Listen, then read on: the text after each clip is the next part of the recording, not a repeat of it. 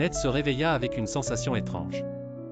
La chambre d'hôpital était éclairée, l'air avait cette odeur caractéristique de propreté et de désinfectant, mais ce qui la perturbait le plus n'était pas l'environnement qui l'entourait, mais l'inconnu à ses côtés.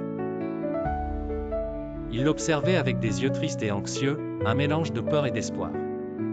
Pour Ned, il n'était qu'un homme quelconque, un étranger, mais ses yeux disaient le contraire. Il la connaissait, très bien. Et bientôt le choc de la vérité a éclaté, il était son mari, Polo.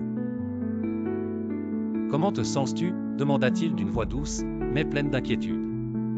Ned, cependant, ne savait pas comment répondre. Elle se sentait vide. Rien autour d'elle ne semblait juste. Elle essaya de se souvenir comment elle était arrivée là, qui était cet homme. Son cœur s'emballa, la peur grandissant en elle. « Qui êtes-vous » balbutia-t-elle, sa voix presque défaillante. La douleur sur le visage de Polo était palpable, mais il respira profondément, déterminé à rester calme. « C'est moi, Ned ? Polo. Ton mari. » Elle cligna des yeux, incrédule. Qu'est-ce qu'il disait ? Marié ? Cela n'avait aucun sens. Elle n'avait que 26 ans, était loin de penser au mariage. Mais ensuite, le médecin est entré dans la chambre et a expliqué ce qui s'était passé. Une opération qui aurait dû être simple s'est compliquée. Un AVC ischémique lui avait volé les 14 dernières années de mémoire. C'était 2017, mais dans l'esprit de Ned, le temps s'était arrêté en 2003. La nouvelle a été un coup dévastateur. Ned ne se souvenait pas de sa fille de 12 ans, Anna, et les souvenirs de sa vie avec Polo s'étaient dissipés comme du sable entre ses doigts. Pour elle, l'homme qui affirmait maintenant être son mari était un parfait inconnu. Les jours suivants furent un tourbillon d'émotions. Ned se sentait perdue, comme si elle était prisonnière d'un cauchemar sans fin. L'équipe médicale ne savait pas comment inverser sa condition. Il y avait de l'espoir qu'avec le temps, sa mémoire revienne, mais il n'y avait aucune garantie.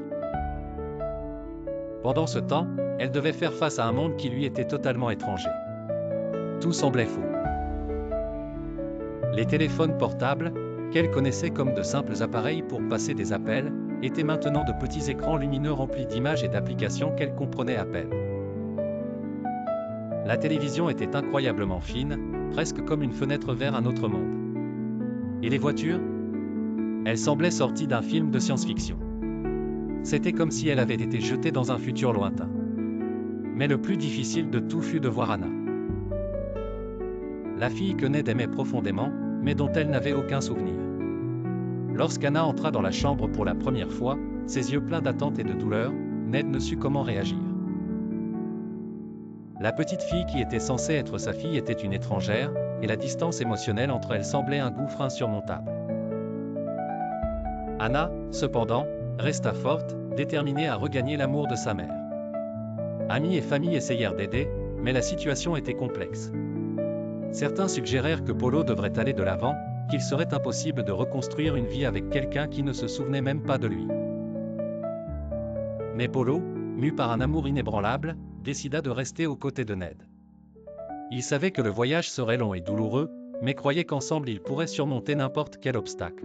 « Je n'abandonnerai pas, Ned, » dit-il un soir, en lui tenant la main. « Nous sommes ensemble dans cette épreuve. Je vais t'aider à te souvenir, ou, si ce n'est pas possible, nous allons créer de nouveaux souvenirs. Peu importe le temps que cela prendra. » Ces mots, dits avec tant de conviction et d'amour, touchèrent quelque chose de profond en Ned.